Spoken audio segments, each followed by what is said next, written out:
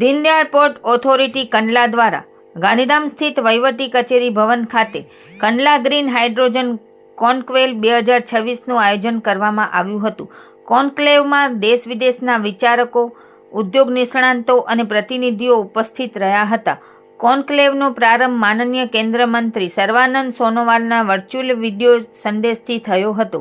કાર્યક્રમમાં DPA chairman Sushilkumar Singh, નોર્વેના પૂર્વ મંત્રી તથા GS2 ઇન્ડિયાના ઇન્ટરનેશનલ એડવાઇઝરી બોર્ડના પ્રમુખ એરિક સોલહેમ સહિતના મહાનુભાવો ઉપસ્થિત રહ્યા હતા. કોન્ક્લેવ દરમિયાન ગ્રીન હાઇડ્રોજન, સ્વચ્છ ઉર્જા પરિવર્તન, ટકાઉ પોર્ટ વિકાસ અને ઉભરતી ગ્રીન ટેકનોલોજી જેવા મહત્વના વિષયો પર નિષ્ણાંતો દ્વારા ચર્ચા વિચારણા કરવામાં આવી હતી. ભારતના ગ્રીન મેરીટાઈમ લક્ષ્યાંકોને વેગ આપવા વૈશ્વિક સહયોગ અને વિચારોના આદાન પ્રદાન પર ભાર મુકાયો હતો. આ ઉપરાંત GS2 પ્રતિનિધિ મંડળે કંડલા ખાતે ભારતના પ્રથમ make in India 1 megawatt green hydrogen પ્લાન્ટની મુલાકાત લીધી હતી.